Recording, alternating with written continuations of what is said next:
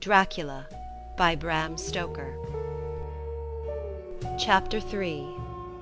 Jonathan Harker's Journal continued. When I found that I was a prisoner, a sort of wild feeling came over me. I rushed up and down the stairs, trying every door and peering out of every window I could find, but after a little the conviction of my helplessness overpowered all other feelings. When I look back after a few hours, I think I must have been mad for the time, for I behaved much as a rat does in a trap. When, however, the conviction had come to me that I was helpless, I sat down quietly as I have ever done anything in my life, and began to think over what was best to be done. I am thinking still, and as yet have come to no definite conclusion. Of one thing only am I certain, that it is no use making my ideas known to the Count. He knows well that I am imprisoned, and as he has done it himself, and doubtless has his own motives for it, would only deceive me if I trusted him fully with the facts. So far as I can see, my only plan will be to keep my knowledge and my fears to myself, and my eyes open.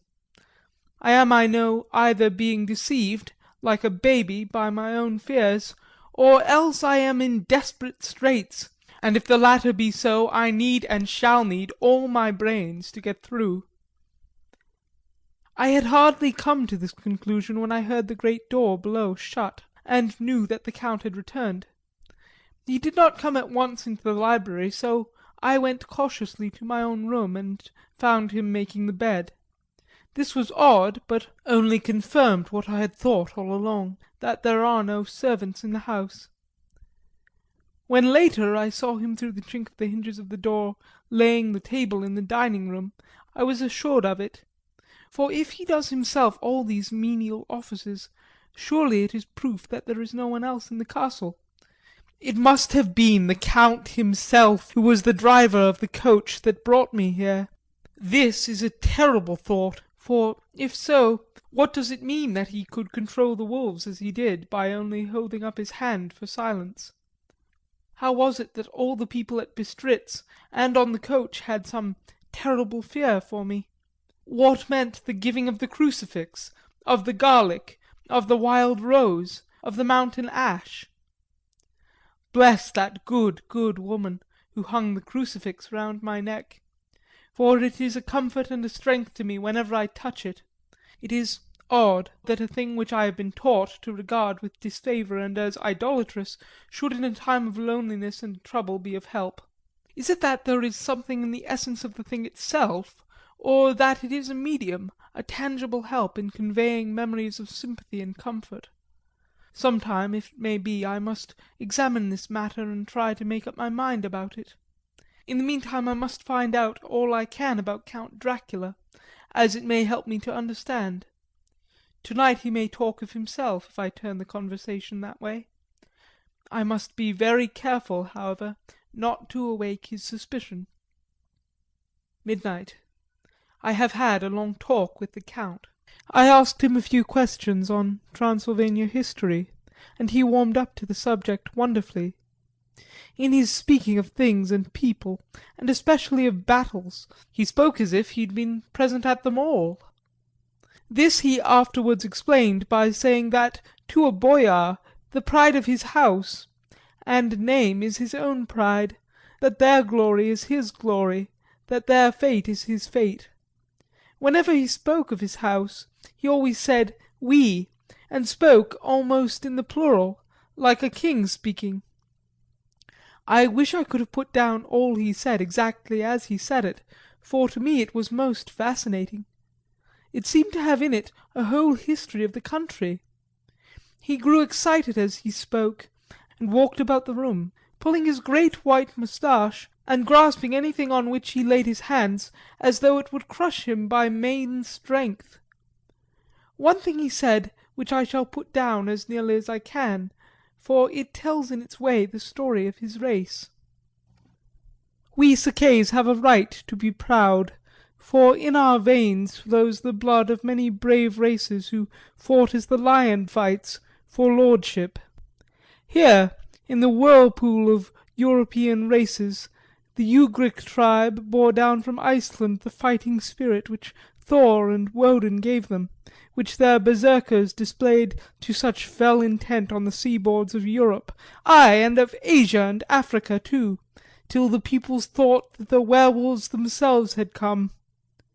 Here too when they came, they found the Huns, whose warlike fury had swept the earth like a living flame, till the dying peoples held that in their veins ran the blood of those old witches who, expelled from Scythia, had mated with the devils in the desert.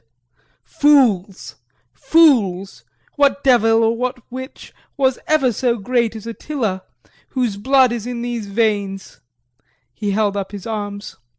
Is it a wonder that we are a conquering race, that we were proud, that when the Magyar, the Lombard, the Avar, the Bulgar, or the Turk poured his thousands on our frontiers we drove them back?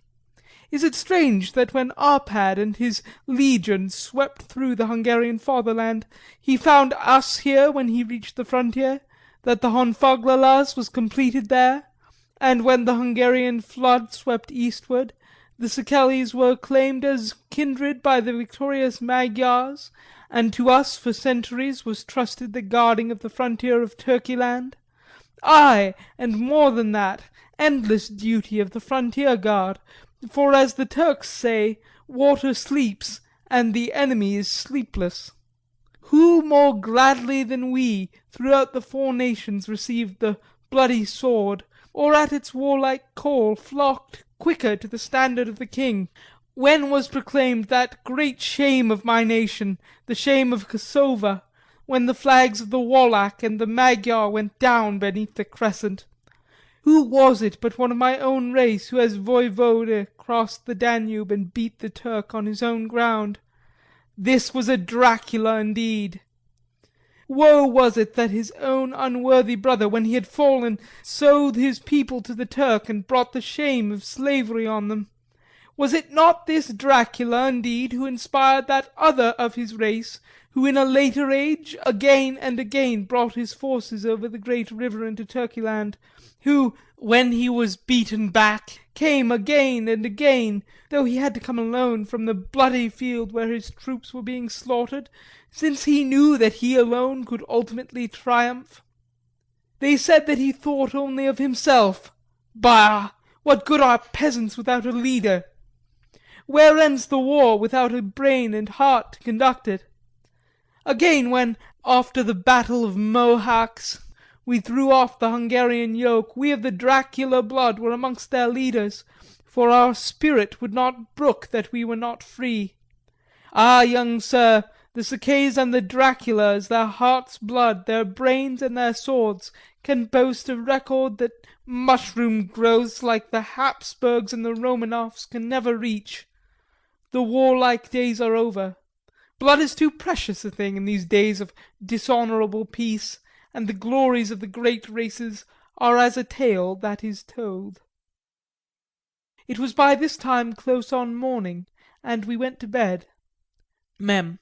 This diary seems horribly like the beginning of the Arabian Nights, for everything has to break off at cockcrow, or like the ghost of Hamlet's father. 12 May. Let me begin with facts, bare, meagre facts, verified by books and figures, and of which there can be no doubt. I must not confuse them with experiences which will have to rest on my own observation, or my memory of them. Last evening, when the Count came from his room, he began by asking me questions on legal matters, and on the doing of certain kinds of business.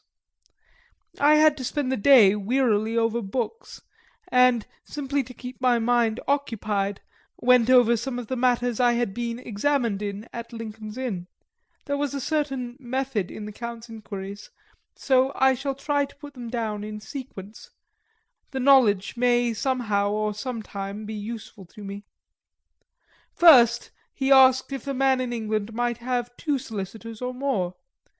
I told him he might have a dozen if he wished, but that it would not be wise to have more than one solicitor engaged in one transaction, as only one could act at a time, and that to change would be certain to militate against his interest. He seemed thoroughly to understand, and went on to ask if there would be any practical difficulty in having one man to attend, say, to banking, and another to look after shipping, in case local help were needed in a place far from the home of the banking solicitor. I asked to explain more fully, so that I might not by any chance mislead him, so he said: "I shall illustrate. Your friend and mine, Mr. Peter Hawkins, from under the shadow of your beautiful cathedral at Exeter, which is far from London, buys for me through your good self my place at London. Good. Now here let me say frankly, lest you should think it strange that I have sought the services of one so far off from London, instead of some one resident there, that my motive was that no local interest might be served save my wish only, and as one of London residents might perhaps have some purpose of himself or friend to serve, I went thus afield to seek my agent, whose labours should be only to my interest. Now, suppose I, who have much of affairs, wish to ship goods, say to Newcastle or Durham or Harwich or Dover, might it not be that it could with more ease be done by consigning to one in those ports?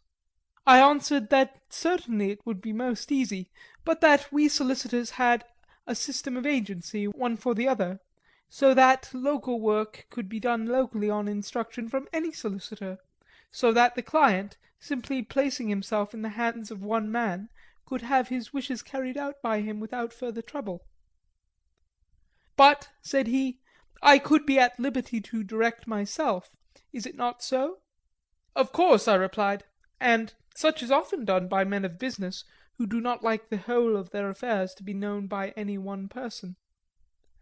Good, he said, and then went on to ask about the means of making consignments and the forms to be gone through, and all sorts of difficulties which might arise, but by forethought could be guarded against.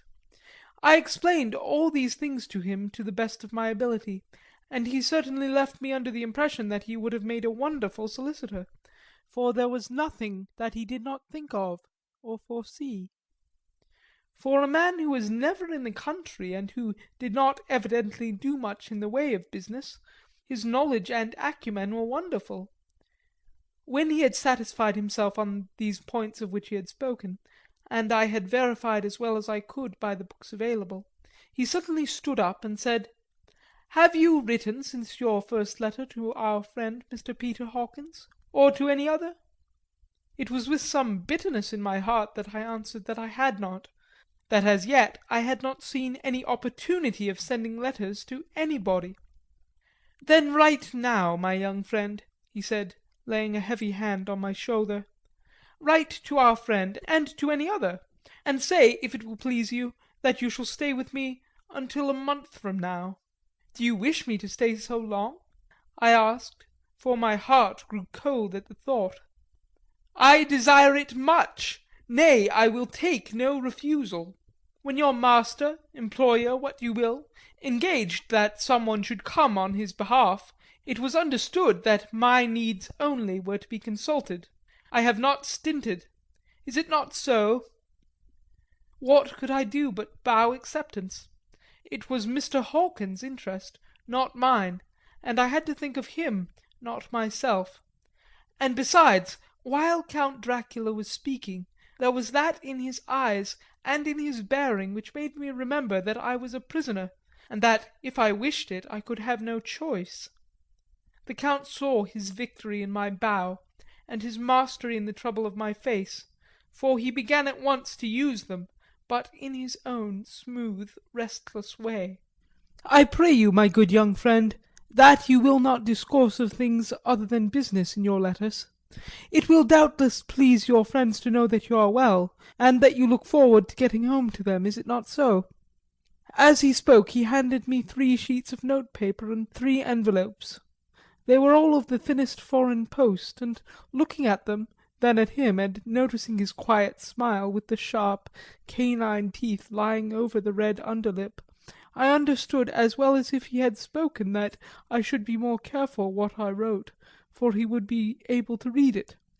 So I determined to write only 3 formal notes now, but to write to Mr. Hawkins in secret, and also to Mina, for to her I could write shorthand which would puzzle the Count if he did see it. When I had written my 2 letters I sat quiet, reading a book whilst the Count wrote several notes, referring as he wrote them to some books on his table.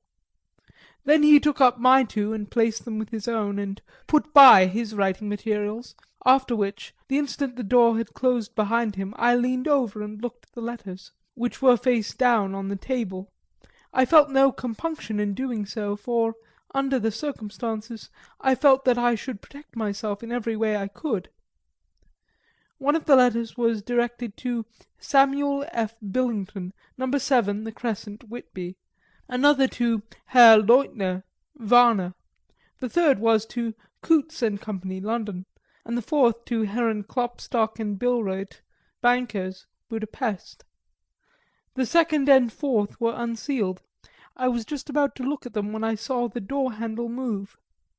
I sank back in my seat, having just had time to resume my book, before the Count, holding still another letter in his hand, entered the room. He took up the letters on the table and stamped them carefully, and then turning to me, said, "I trust you will forgive me, but I have much work to do in private this evening. You will, I hope, find all things as you wish." At the door he turned and, after a moment's pause, said, "Let me advise you, my dear young friend, nay, let me warn you with all seriousness, that should you leave these rooms you will not by any chance go to sleep in any other part of the castle. It is old and has many memories, and there are bad dreams for those who sleep unwisely. Be warned, should sleep now or ever overcome you, or be like to do, then haste to your own chamber or these rooms, for your rest will then be safe. But if you be not careful in this respect, then—" He finished his speech in a gruesome way, for he motioned with his hands as if he were washing them. I quite understood. My only doubt was as to whether any dream could be more terrible than the unnatural, horrible net of gloom and mystery which seemed closing around me. Later. I endorse the last words written, but this time there is no doubt in question. I shall not fear to sleep in any place where he is not. I have placed the crucifix over the head of my bed. I imagine that my rest is thus freer from dreams, and there it shall remain. When he left me I went to my room. After a little while, not hearing any sound, I came out and went up the vast stone stair to where I could look out towards the south. There was some sense of freedom in the vast expanse, inaccessible though it was to me, as compared with the narrow darkness of the courtyard. Looking out on this I felt that I was indeed in prison, and I seemed to want a breath of fresh air, though it were of the night. I am now beginning to feel this nocturnal existence tell on me. It is destroying my nerve. I start at my own shadow, and am full of all sorts of horrible imaginings. God knows that there is ground for my terrible fear in this accursed place. I looked out over the beautiful expanse, bathed in soft yellow moonlight, till it was almost as light as day. In the soft light the distant hills became melted, and the shadows in the valleys and gorges of velvety blackness. The mere beauty seemed to cheer me. There was peace and comfort in every breath I drew. As I leaned from the window my eye was caught by something moving a story below me, and somewhat to my left, where I imagined, from the order of the rooms, that the windows of the Count's own room would look out. The window at which I stood was tall and deep, stone mullioned, and, though weather-worn, was still complete, but it was evidently many a day since the case had been there. I drew back behind the stonework and looked carefully out. What I saw was the Count's head coming out from the window. I did not see the face, but I knew the man by the neck and the movement of his back and arms. In any case I could not mistake the hands, which I had had some many opportunities of studying. I was at first interested and somewhat amused, for it is wonderful how small a matter will interest and amuse a man when he is a prisoner. But my very feelings changed to repulsion and terror when I saw the whole man slowly emerge from the window and begin to crawl down the castle wall, over the dreadful abyss, face down with his cloak spreading out around him like great wings. At first I could not believe my eyes. I thought it was some trick of the moonlight, some weird effect of shadow, but I kept looking and it could be no delusion. I saw the fingers and toes grasp the corners of the stones, worn clear of the mortar by the stress of years, and by thus using every projection and inequality, move downwards with considerable speed, just as a lizard moves along a wall. What manner of man is this, or what manner of creature is it in the semblance of man? I feel the dread of this horrible place overpowering me. I am in fear, in awful fear, and there is no escape for me. I am encompassed with terrors that I dare not think of. 15 May. Once more I have seen the Count go out in his lizard fashion. He moved downwards in a sidelong way some 100 feet down, and a good deal to the left. He vanished into some hole or window. When his head had disappeared, I leaned out to try and see more, but without avail. The distance was too great to allow a proper angle of sight. I knew he had left the castle now, and thought to use the opportunity to explore more than I had dared to do as yet. I went back to the room, and, taking a lamp, tried all the doors. They were all locked, as I had expected, and the locks were comparatively new. But I went down the stone stairs to the hall where I had entered originally. I found I could pull back the bolts easily enough and unhook the great chains, but the door was locked and the key was gone. That key must be in the Count's room. I must watch should this door be unlocked, so that I may get it and escape. I went on to make a thorough examination of the various stairs and passages, and to try the doors that opened from them. One or two small rooms near the hall were open, but there was nothing to see in them except old furniture, dusty with age and moth-eaten. At last, however, I found one door at the top of the stairway which, though it seemed locked, gave a little under pressure. I tried it harder and found that it was not really locked, but that the resistance came from the fact that the hinges had fallen somewhat, and the heavy door rested on the floor. Here was an opportunity which I might not have again, so I exerted myself, and with my many efforts forced it back so that I could enter. I was now in a wing of the castle further to the right than the rooms I knew, and a story lower down. From the windows I could see that the suite of rooms lay along to the south of the castle, the windows of the end room looking out both west and south.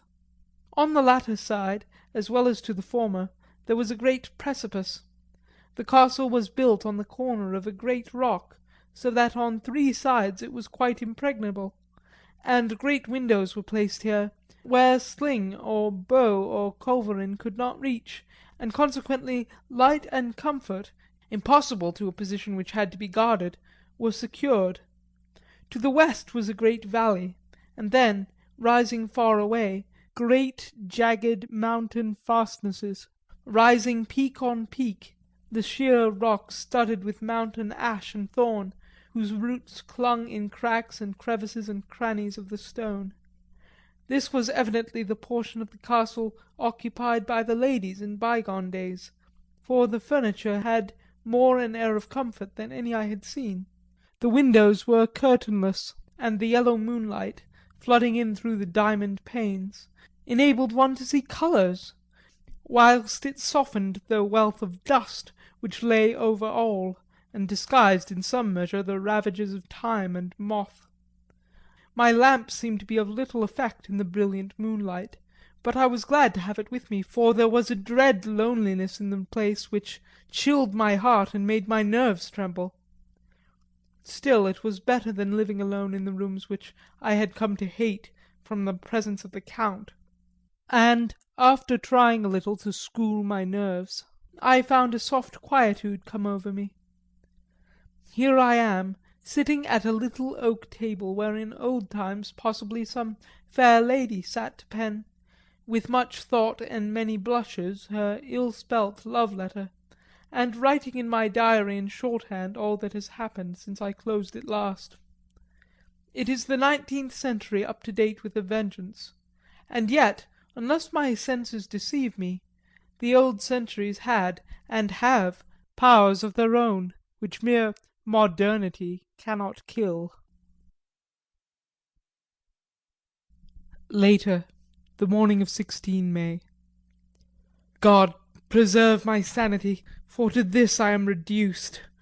Safety and the assurance of safety are things of the past. Whilst I live on here there is but one thing to hope for, that I may not go mad, if indeed I be not mad already. If I be sane, then surely it is maddening to think that of all the foul things that lurk in this hateful place, the Count is the least dreadful to me, that to him alone I can look for safety, even though this may be only whilst I can serve his purpose. Great God! Merciful God, let me be calm, for out of that way lies madness indeed. I begin to get new lights on certain things which have puzzled me. Up to now I never knew quite what Shakespeare meant when he made Hamlet say, "My tablets, quick, my tablets, 'tis meet that I put it down," etc. For now, feeling as though my own brain were unhinged, or as if the shock had come which must end in its undoing, I turn to my diary for repose. The habit of entering accurately must help to soothe me. It frightens me more not when I think of it, for in the future he has a frightful hold upon me. I shall fear to doubt what he may say. When I had written in my diary and had fortunately replaced the book and pen in my pocket, I felt sleepy. The Count's warning came into my mind, but I took pleasure in disobeying it. The sense of sleep was upon me, and with it the obstinacy which sleep brings as outrider. The soft moonlight soothed, and the wide expanse without gave a sense of freedom which refreshed me. I determined not to return tonight to the gloom-haunted rooms, but to sleep here, where of old ladies had sat and sung and lived sweet lives, whilst their gentle breasts were sad for their menfolk, away in the midst of remorseless wars. I drew a great couch out of its place near the corner, so that as I lay I could look at the lovely view to east and south, and unthinking of and uncaring for the dust, composed myself for sleep. I suppose I must have fallen asleep. I hope so, but I fear, for all that followed was startlingly real, so real that now, sitting here in the broad, full sunlight of the morning, I cannot in the least believe that it was all sleep. I was not alone. The room was the same, unchanged in any way since I came into it. I could see along the floor, in the brilliant moonlight, my own footsteps marked where I had disturbed the long accumulation of dust. In the moonlight opposite me were three young women, ladies by their dress and manner. I thought at the time that I must be dreaming when I saw them. They threw no shadow on the floor. They came close to me, and looked at me for some time, and then whispered together. Three were dark and had high aquiline noses like the Count, and great dark piercing eyes that seemed to be almost red when contrasted with the pale yellow moon. The other was fair as can be, with great masses of golden hair and eyes like pale sapphires. I seemed somehow to know her face, and to know it in connection with some dreamy fear, but I could not recollect at the moment how or where. All three had brilliant white teeth that shone like pearls against the ruby of their voluptuous lips. There was something about them that made me uneasy, some longing and at the same time some deadly fear. I felt in my heart a wicked burning desire that they would kiss me with those red lips. It is not good to note this down, lest some day it should meet Mina's eyes and cause her pain, but it is the truth. They whispered together, and then they all three laughed, such a silvery musical laugh, as hard as though the sound never could have come through the softness of human lips. It was like the intolerable tingling sweetness of water glasses when played on by a cunning hand. The fair girl shook her head coquettishly, and the other two urged her on. One said, "Go on, you are first and we shall follow. Yours is the right to begin." The other added, "He is young and strong, there are kisses for us all." I lay quiet, looking out from under my eyelashes in an agony of delightful anticipation. The fair girl advanced and bent over me till I could feel the movement of her breath upon me. Sweet it was in one sense, honey sweet, and sent the same tingling through the nerves as her voice, but with a bitter underlying sweet, a bitter offensiveness, as one smells in blood. I was afraid to raise my eyelids, but looked out and saw perfectly under the lashes. The girl went on her knees and bent over me, simply gloating. There was a deliberate voluptuousness which was both thrilling and repulsive, and as she arched her neck she actually licked her lips like an animal, till I could see in the moonlight the moisture shining on the scarlet lips and on the red tongue as it lapped the white sharp teeth. Lower and lower went her head as the lips went below the range of my mouth and chin and seemed to fasten on my throat. Then she paused, and I could hear the churning sound of her tongue as it licked her teeth and lips, and I could feel the hot breath on my neck. Then the skin of my throat began to tingle as one's flesh does when the hand that is to tickle it approaches nearer, nearer. I could feel the soft, shivering touch of the lips on the super-sensitive skin of my throat, and the hard dents of two sharp teeth just touching and pausing there. I closed my eyes in languorous ecstasy and waited with beating heart. But at that instant another sensation swept through me as quick as lightning. I was conscious of the presence of the Count, and of his being as if lapped in a storm of fury. As my eyes opened involuntarily, I saw his strong hand grasp the slender neck of the fair woman, and with giant's power draw it back, the blue eyes transformed with fury, the white teeth champing with rage, and the fair cheeks blazing red with passion. But the Count! Never did I imagine such wrath and fury, even to the demons of the pit. His eyes were positively blazing. The red light in them was as lurid as if the flames of hell fire blazed behind them. His face was deathly pale, and the lines of it were like hard-drawn wires. The thick eyebrows that met over the nose now seemed like a heaving bar of white-hot metal. With a fierce sweep of his arm he hurled the woman from him, and then motioned to the others as though he were beating them back. It was the same imperious gesture that I had seen used to the wolves. In a voice which, though low and almost in a whisper, seemed to cut through the air and then ring in the room, he said, "How dare you touch him, any of you? How dare you cast your eyes on him when I had forbidden it? Back, I tell you all! This man belongs to me. Beware how you meddle with him, or you'll have to deal with me." The fair girl, with a laugh of ribald coquetry, turned to answer him, "You yourself have never loved. You never love." On this the other women joined, and such a merciless, hard, soulless laughter rang throughout the room that it almost made me faint to hear. It seemed like the pleasure of fiends. Then the Count turned, after looking at my face attentively, and said in a soft whisper, "Yes, I too can love. You yourselves can tell it from the past. Is it not so? Well, now I promise you that when I am done with him you shall kiss him at your will. Now go, go, I must awaken him, for there is work to be done." "Are we to have nothing to-night?" said one of them with a low laugh as she pointed to the bag which he had thrown upon the floor, and which moved as though there were some living thing within it. For answer he nodded his head. One of the women jumped forward and opened it. If my ears did not deceive me, there was a gasp and a low wail, as of a half-smothered child. The women closed round while I was aghast with horror. But as I looked, they disappeared, and with them the dreadful bag. There was no door near them, and they could not have passed without my noticing.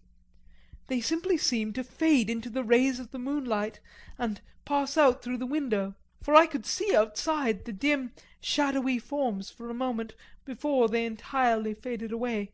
Then the horror overcame me, and I sank down unconscious. End of Chapter 3.